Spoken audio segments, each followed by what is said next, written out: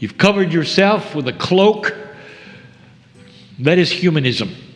The one you were born with, the one your parents told you was there, the ones that the circumstances in your life have created, that you accepted, the ones that you talk about. Not understanding that it is a shell that you can break through anytime you want. And start to understand the potentials of what really is there. As you walk through life, all manner of things are brought to you that become challenges because they are not the things you expected, or they interrupt the flow, or they create sorrow. There are frustrations for all those who are humans, and that is because you live together with free choice. Anyone can go whatever direction that they wish. And if they don't even know that, they will go a direction that their body will go. And in that, of course, there will be confusion, unexpected things that take place, sorrowful things, joyful things, benevolent things. It's a mixture, isn't it? As my partner says, some believe they walk around rolling the dice. What will it be today? How will it be tomorrow? And that is like saying, I'm not in control at all. And the dice I have in my hand that I'm about to roll creates chance. And that's what I'm going to get because I'm not in control. Others will say, I admit I'm not in control, but therefore I can call on the divine and it's in control. So I'll get help from the outside. The thought of that works for many, but it's still not accurate, not fully accurate at all.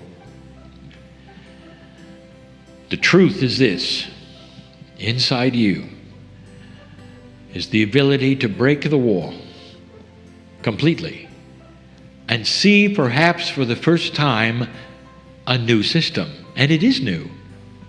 The fact that the human being is starting to develop a consciousness through its DNA that is multidimensional.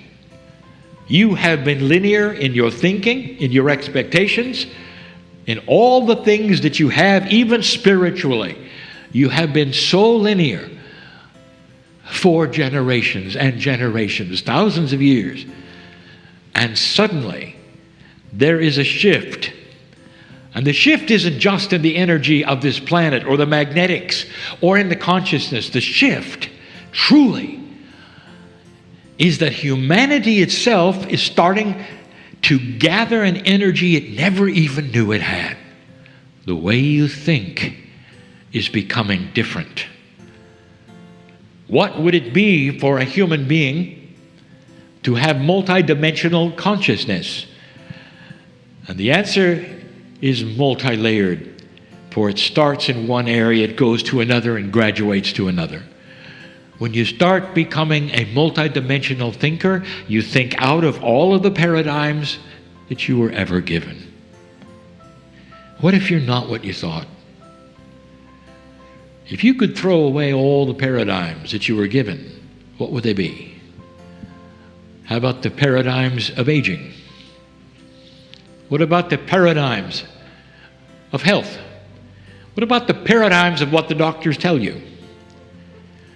What about the paradigms of the scientists who tell you how things happened on the planet? What about what you learned in the textbooks in school of who you are and how you got here? What if I told you that every single thing I just spoke of, you learned incorrectly? And you learned them incorrectly because it's the best you had. It's where human nature and the mind, even of a brilliant scientist, will go. In an old energy that has nothing more than linear thought, linear evidence. And suddenly you don't. You're going to have something open up that even goes beyond time itself. If that's true, Kryon, what is the first thing that we could then do? Show us the staircase we need. one at a time. Dear ones, if you become multidimensional, there can be no more stairs. For becoming multidimensional, even a little, is something that requires you to see the stairs as one object, and you go in both directions, sometimes even sideways, in order to think out of this box of linearity. But I'll tell you the one thing that would help the most is to rewind for a moment, as much as you can, to the happiest time in your life. Some of you were children for that time, others were not.